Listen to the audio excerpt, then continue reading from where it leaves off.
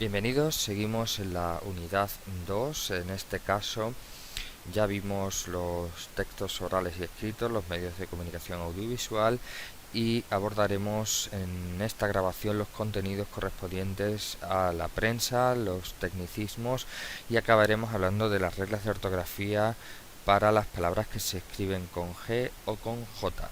Vamos a empezar con la prensa.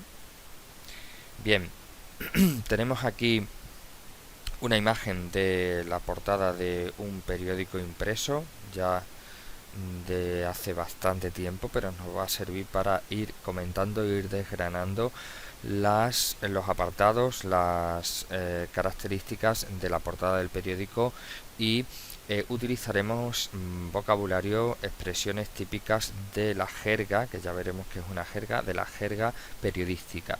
Antes de nada, vamos a matizar, como ya lo sabemos, que cuando hablamos de la prensa como medio de comunicación, podemos estar hablando de la prensa tradicional impresa, como sería el caso de esta portada, de este periódico, o también encontramos, y cada vez se utiliza y se usa más, se lee más, la prensa digital. La prensa digital tiene sus ventajas y sus inconvenientes con respecto a la prensa impresa, y también tiene sus propias características. Bueno, vamos a mencionar que como diferencia principal entre las dos, ya sabemos que la prensa digital se vale de lo que llamamos hipertexto, que son los enlaces continuos que tenemos a otros textos, a otras imágenes, a otros vídeos. Ya sabemos que la prensa digital se puede valer de sistemas multimedia para hacernos llegar su información. Esas son características principales. Aparte, una muy reconocible es la dimensión, la extensión física, es decir, mientras que el periódico en papel ocupa un espacio y las noticias no se pueden alargar si no están dentro de un espacio concreto y no pueden ocupar todo lo que quiera el redactor. En el periódico digital sí podemos jugar con el espacio, porque tenemos hipertextos, tenemos imágenes, tenemos vídeos, y no tienen que ocupar un determinado espacio. Bien, ¿cuál es el objetivo, antes de empezar, cuál es el objetivo de la prensa? La prensa tiene como objetivo principal informar, aunque también ya veremos que puede ofrecernos su opinión, también dependiendo de los intereses del periódico, de la empresa editorial, de la línea editorial, mejor dicho, del periódico, como ya hemos visto en otros ejemplos anteriores. Bien, tenemos aquí una portada de un diario nacional, de tirada nacional, El País, impreso, y nos vamos a fijar en las diferentes partes que podemos encontrar en la portada. Bien, la cabecera, que es esta franja horizontal, siempre vamos a encontrar en la cabecera el título del periódico, a veces la localidad, el municipio donde se imprime, donde tiene su sede, la fecha, el precio, en fin, datos informativos e identificativos del periódico. También vamos a encontrar una palabra curiosa con la que se denomina esta parte de la portada, se llama filete. No tiene nada que ver aquí con la gastronomía, sino que es la línea horizontal que encontramos justo debajo de la cabecera y que funciona como especie de sumario de noticias que vamos a encontrar dentro ya del periódico, con normalmente indicación de la página en la que vamos a encontrar esa noticia. Es como una especie de sumario o avance de noticias llamado filete. Bien, dentro de lo que es la portada en sí, vamos a encontrar varias secciones, como es el titular de la noticia del día. El titular de la noticia del día no tiene por qué ser, o no tiene por qué coincidir con la foto de la portada. Si nos fijamos, el titular sería este, que está tapando la cabecera, una noticia política. ¿Por qué la distinguimos de la foto de portada? Puesto que su titular, es decir, la oración de arranque de la noticia está en letras, en una fuente mucho más grande que la de la foto de portada, con lo cual además está aquí arriba, ocupa un lugar principal. Ese sería el titular de la noticia del día, con su desarrollo aquí, y abajo nos indica en qué nos indicaría en qué página del periódico podemos ampliar esa noticia. Luego a la derecha, sin perder tampoco eh, cuota de información, aparece la foto de la portada con un titular pequeñito: el Valencia conquista la Copa del Rey, el antiguo rey Juan Carlos. Aparece aquí, por eso una noticia ya es antigua. Entonces una cosa sería el titular de la noticia del día y otra cosa es la foto de la portada. No tiene por qué coincidir.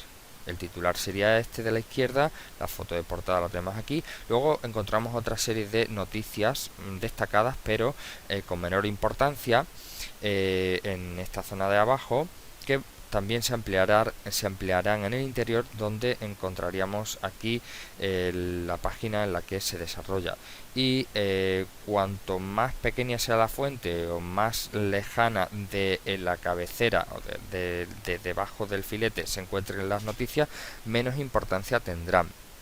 Y también el tamaño de la fuente indica la importancia de la noticia en sí. O sea, nos fijamos en la colocación y también en la dimensión de la fuente. La publicidad también ocupa un lugar, aunque no tan destacado, pero sí importante en la portada del periódico.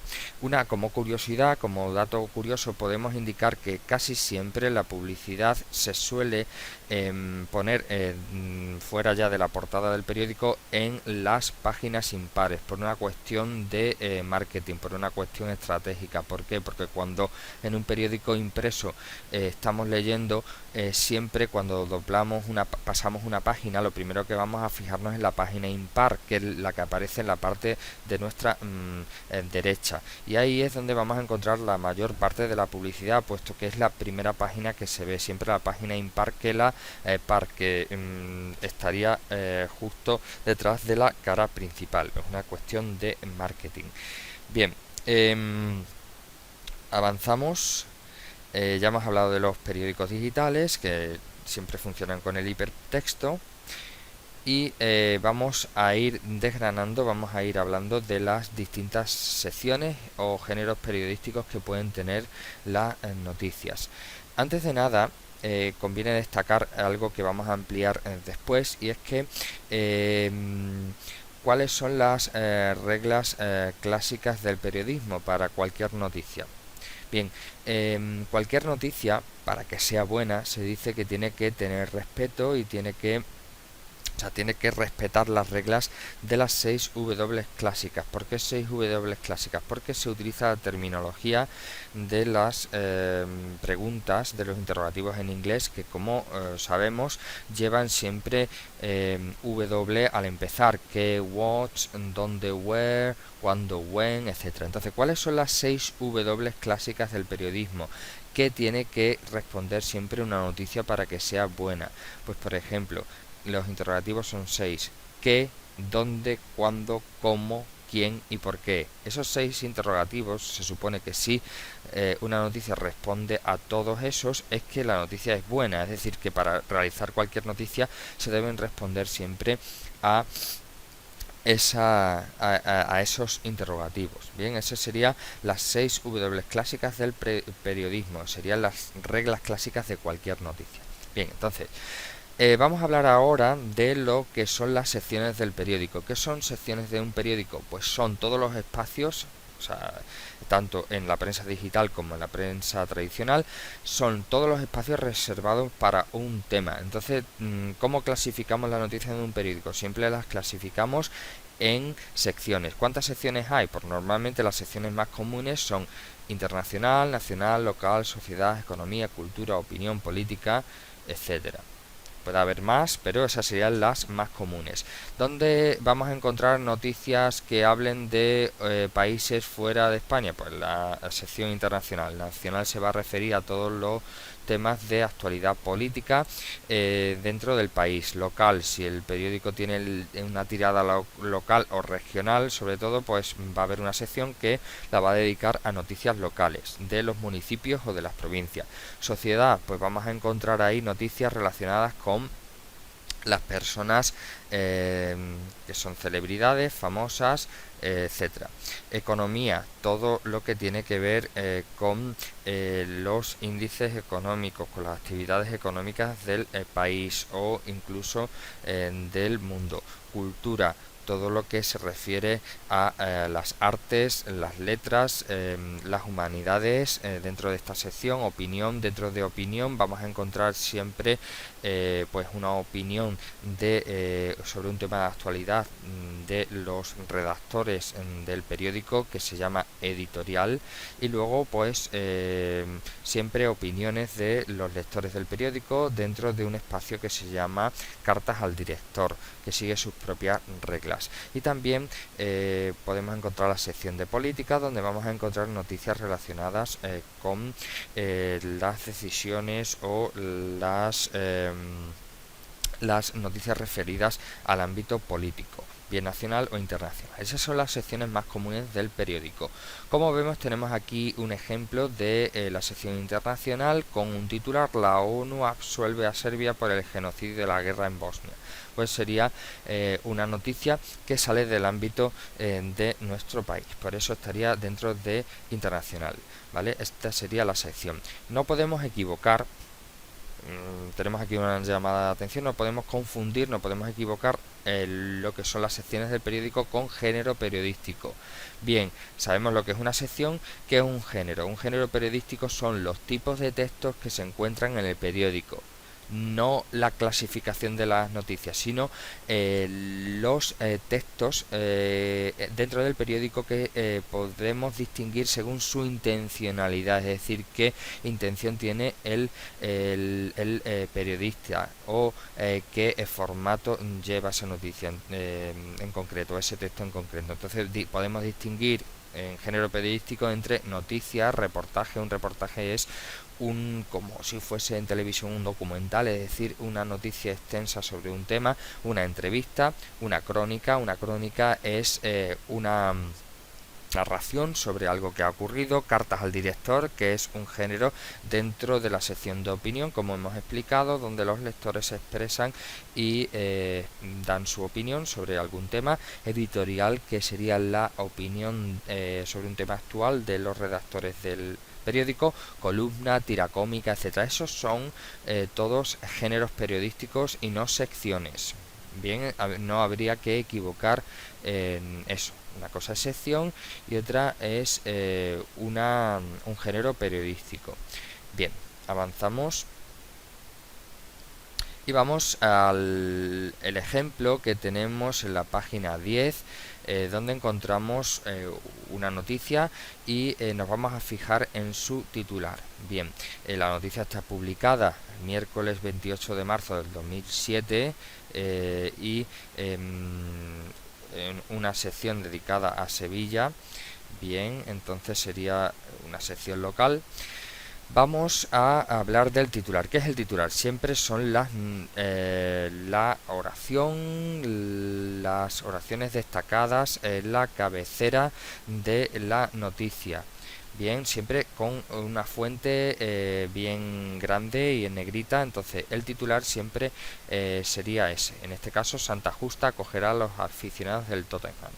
Bien, el titular se puede dividir a su vez en varias partes. Entonces, si ampliamos este titular, veremos que tenemos lo que llamamos dentro del titular antetítulo y subtítulo, y título sería el propio titular. Titular es toda esta parte, y dentro del titular destacamos el antetítulo, que sería la frase o la oración que encontramos por encima del titular propiamente dicho, del título, que suele ser como una avanzadilla o resumen de lo que vamos a encontrar.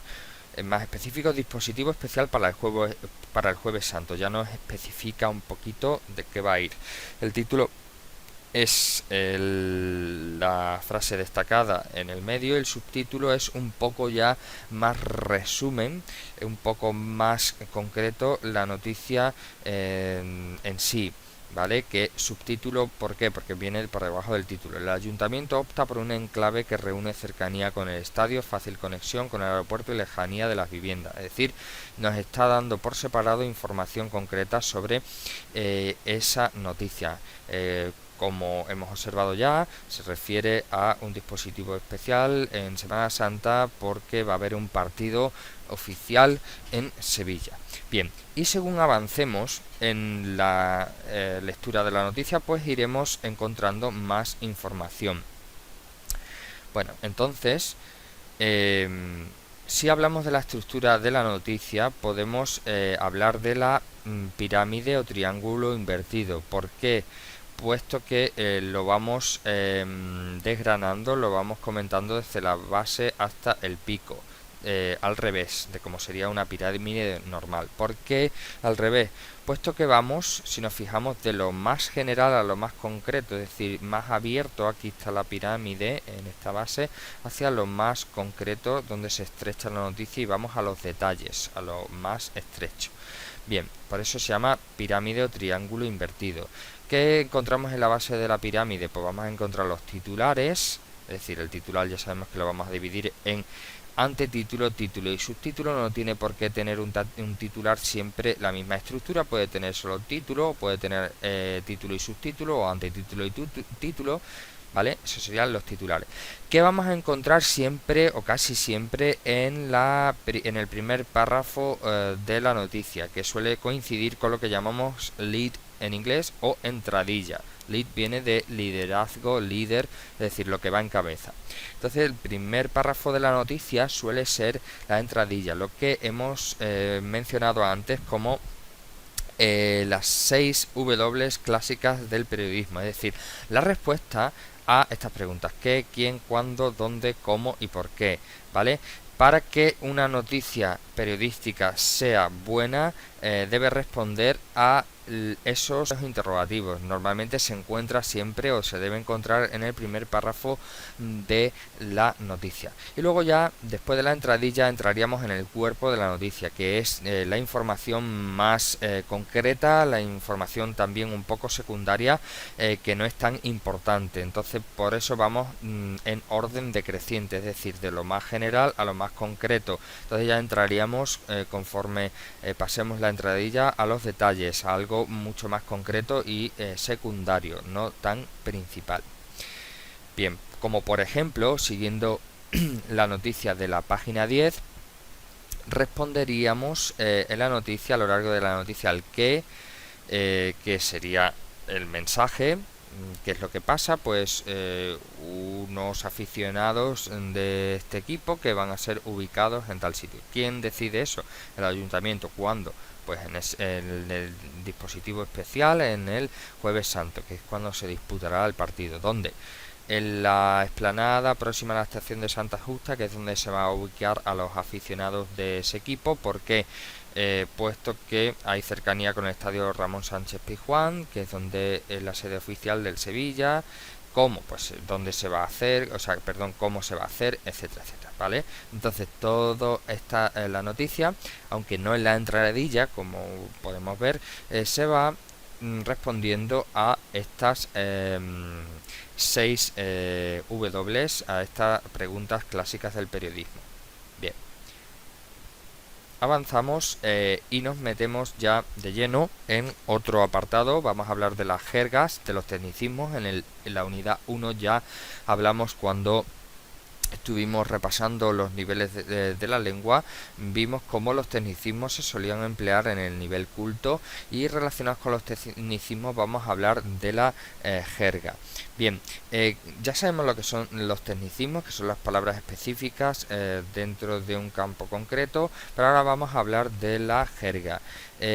También se habla de jerga o argot. Son palabras similares que significan lo mismo. ¿Qué es una jerga o argot? Es un lenguaje especial o propio de un oficio o grupo social. También se llama argot, ¿vale? Ese lenguaje especial se usa entre personas de un mismo oficio, actividad o grupo social. Que el jerga también es lo mismo que tecnolecto, ¿vale? Entonces, jerga, argot y tecnolecto son palabras que se utilizan para lo mismo.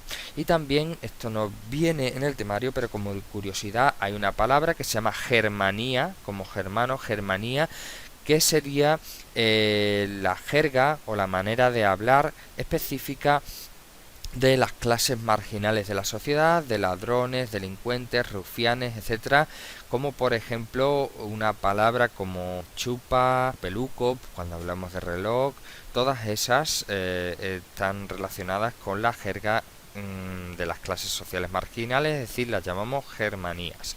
Bien, eh, como hemos mencionado, la jerga puede utilizarse para grupos sociales y podemos dividirlas en dos tipos: jergas sociales para los distintos grupos sociales o jergas profesionales para las distintas profesiones. Dentro de las jergas sociales pues podemos encontrar grupos como los jóvenes, los estudiantes, los soldados, etcétera. ¿Qué es lo que busca cada grupo en las jergas sociales? Pues diferenciarse al resto, crear su pequeño club, su pequeña minoría, para utilizar sus propios códigos, su propio vocabulario, sus propias palabras para distinguirse del resto. Entonces, quien no utilice ese código está fuera de ese grupo. Bien, las jergas profesionales utilizarían tecnicismos propios de la de ámbitos como la medicina, la economía, los periodistas. Entonces utilizan términos concretos, al igual que hemos visto ahora al analizar la portada de un periódico, términos concretos que se utilizan específicamente en ese ámbito, en esa profesión, como por ejemplo la palabra filete. Ya hemos visto que no es exclusiva de la gastronomía, sino también de de la profesión del periodismo. Bien, tenemos un texto sacado de la página 11 y 12, que sería un ejemplo de la jerga juvenil. Pueden parar la grabación y leerlo detenidamente junto con el temario si quieren. ¿Qué podemos sacar en claro de ese texto? Pues bien, es un ejemplo de una jerga social, en este caso de una jerga juvenil, en la que se utiliza vocabulario específico, tecnicismos para quedar. Dos jóvenes se encuentran y entablan una conversación para salir juntos. ¿Qué características tiene el habla juvenil? Pues normalmente se utilizan palabras con un significado distinto al que utilizamos normalmente, como la palabra abrirse, que en ese caso, en la jerga juvenil, se utiliza con el significado de marcharse. También se acortan mucho las palabras, en vez de tranquilo o tranquilízate se dice tranqui, en vez de colega, colegui, y muchas más que se nos puedan ocurrir. Léxico también de las germanías, de los grupos marginales, también se utilizan en el habla juvenil, como chapas, que significa pesado, al loro, que significa atento, brasas, que significa también pesado, dabuti, por ejemplo, que significa algo que suena bien, que está muy bien. Fórmulas expresivas, es decir, expresiones hechas: cuando llegas mamá no hay quisqui que os aguante. Eso quiere decir que cuando llegas ya borracho no hay nadie que te aguante. En fin, hay muchas expresiones hechas. También muletillas o palabras comodines que ya hemos visto, como jo, tío, es que, ya ves, etcétera, etcétera. Bien, como ya sabemos, los tecnicismos son palabras propias y específicas de una jerga profesional o tecnolecto. Es decir, un tecnolecto es una jerga profesional en la que se utilizan distintos tecnicismos. Hemos visto antes tres palabras parecidas: jerga, argot y tecnolecto. El tecnolecto sería ya una jerga más profesional. Tenemos en la página 12 y 13 un ejemplo de texto de una jerga profesional, en este caso de la informática, del campo de la informática. Pueden parar si quieren ahora la grabación, leerlo detenidamente y vamos a señalar características de este texto. En este texto se utiliza un lenguaje lleno de tecnicismos, como por ejemplo red, driver, back, puerto, etcétera, que son específicos de la informática. ¿Qué es lo que nos viene a decir? Pues este texto nos habla de que se intenta instalar un programa que se queda colgado, no avanza, entonces se hace el saludo de los tres dedos al ordenador, que es presionar a la vez las teclas de control alt suprimir para entrar en el menú de la distribución de herramientas, de recursos para decirle al ordenador, el administrador de tareas, es decir, decimos al ordenador que queremos que suprima esta acción y ya no colapse el sistema.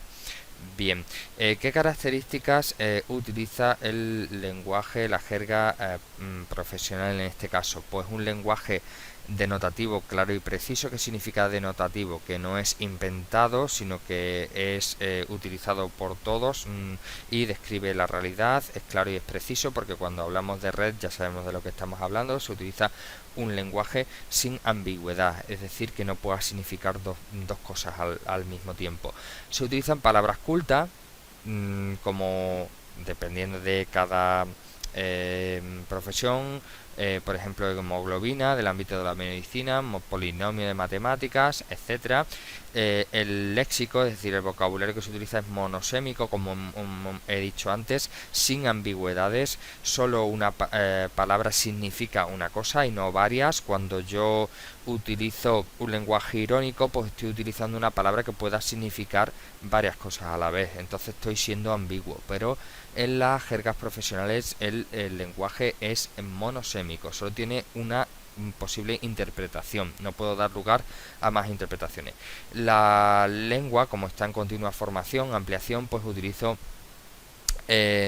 pues tecnicismos cada vez más novedosos, como por ejemplo en el ámbito de la informática, pues cada día vamos evolucionando y utilizamos, igual que en la ciencia, vocabulario novedoso que se va incorporando a nuestro vocabulario poco a poco. ¿Qué favorece el uso de un lenguaje especializado? Pues por supuesto la entrada de palabras extranjeras, como hemos visto los extranjerismos, y también de otras nuevas. Todo eso se llama neologismo. Neo significa nuevo, logismo palabra. ¿Qué es un neologismo? Cualquier palabra nueva que entra en el idioma. Bien, algunas palabras, como ya sabemos, como hemos mencionado en el apartado de los extranjerismos de la unidad 1, o también neologismos que acabamos de explicar, algunas palabras son admitidas por la Real Academia Española de la Lengua y otras no. A veces, según se van editando los diccionarios, las ediciones del diccionario de la RAE, pues se irán admitiendo algunas palabras que ya son de uso común y son tan habituales que cualquier hablante las utiliza, y entonces en ese caso pues se van admitiendo en el diccionario. Si quieren, pueden parar la grabación, anotar la dirección de ese vídeo y ampliar información sobre la jerga. Nosotros vamos ya al último punto de esta grabación, donde nos vamos a detener en la ortografía y vamos a hablar en este caso de cuando utilizamos las reglas para palabras que se escriben con G y cuando con J, pero sobre todo convendrá hacer ejercicios muchos para dominar este uso de la G y la J. Si nos fijamos en este texto, que también aparece en el temario, donde hay muchas palabras que utilizan la G y hay muchas palabras que utilizan la J, nos va a servir para ir hablando de las reglas de cada una. Bien, cuando hablamos de la letra G, podemos hablar de dos sonidos: sonido fuerte, similar a la J. Por ejemplo, la palabra gigante, general, Getafe, Ginebra, todos esos tienen un sonido fuerte. O también el sonido G débil, cuando va delante de A o U o delante de IE, que en este caso utilizaremos la GU. Gallina, gozo, gusano, todos esos son sonidos débiles, o guisante y guerra.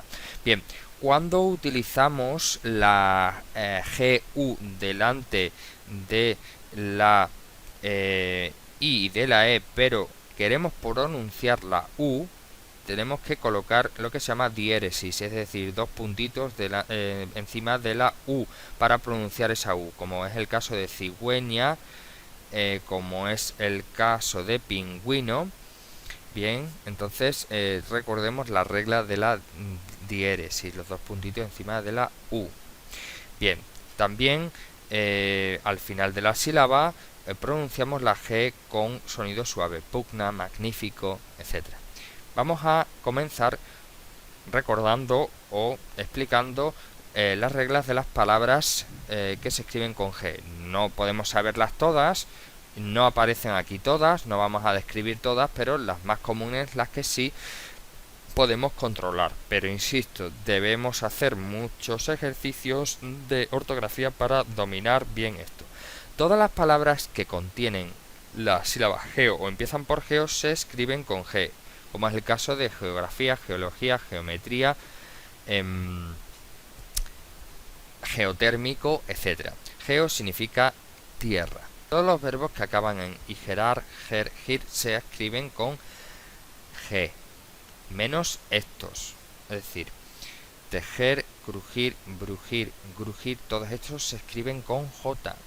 ¿Vale? Esas son las excepciones, pero todos los acabados en igerar, ger, gir se escriben con G. Bien, como aligerar. Las palabras que comienzan, acaban o llevan la sílaba gen se escriben con G. Genio, gente, generación, origen, margen, virgen, ingenio, inteligencia, degenerado, etc. Menos las excepciones que vienen aquí: jengibre, ese gen es con J, gegen, ese gen es con J, comegen, estamos hablando de especias muy inusuales, se escribe con J, y ajenjo también aquí se escriben con J. Esas son excepciones.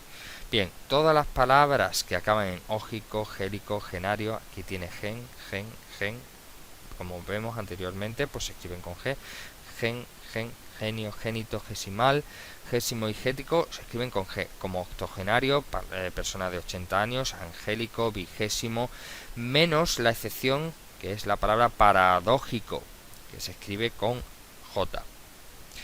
Pasamos a las reglas de la J. Las palabras que lleven esa terminación gear se escriben con J normalmente, como canjear, forcejear, ojear, tanto con H como sin H. También las palabras que llevan la sílaba eje en el inicio de su palabra, como ejercicio, ejemplo, ejemplificar, ejercitación, ejecución, etc. O también los sonidos ja, jo, ju, jaula, refajo, jugar, como por ejemplo juguete, jacinta, alejado. Todas las sílabas que contengan ja, jo, ju, sonido ja, jo, ju, siempre suelen ser con J. O también los pretéritos de los verbos como conducir, deducir, son deduje, conduje, se escriben con J. De los verbos deducir, conducir, como esos infinitivos no tienen ni G ni J, pues el pasado siempre con J. Otro ejemplo: aduje, reduje, produje. Producir, por ejemplo, el infinitivo no tiene ni G ni J, pues el pretérito produje es con J. Reducir no lleva ni G ni J, pues el pretérito reduje si lleva J. Aducir no lleva en el infinitivo ni G ni J, pues aduje, que es el pretérito, si lleva J. Bien, todas las palabras terminadas en gería, G, gero o gera se escriben con J, como relojería, conserje, extranjero, conserjería, lisonjera, con las excepciones que aparecen aquí: faringe, que es con G, ligero o ligera, que es con G, esfinge, que es con G, falange, que es con G, y cónyuge, que es con G. Tenemos que tener en cuenta siempre que hay una serie de excepciones que no podemos olvidar.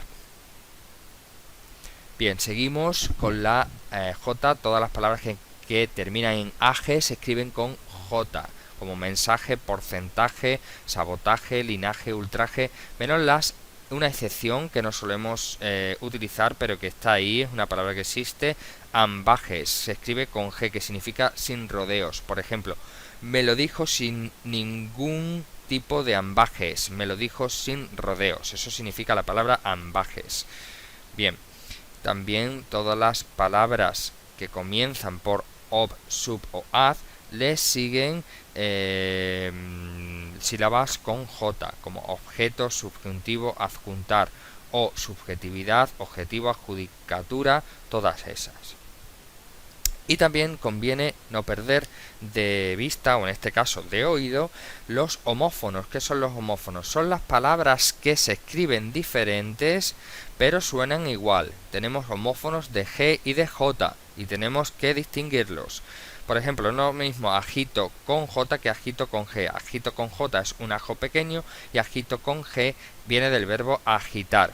Grajea con J y grajeo con G. Grajea con J es del verbo grajear.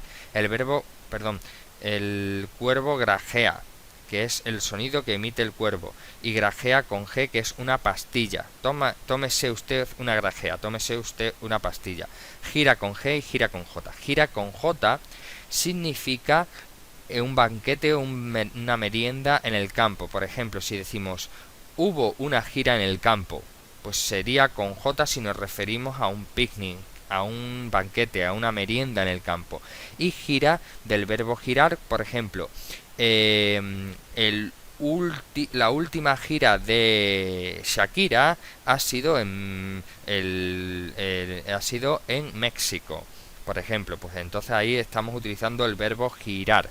Bien, las palabras vejete con J y vejete con G. Vejete con J nos estamos refiriendo a una persona anciana, normalmente ridícula, que es también un personaje que se emplea en el teatro.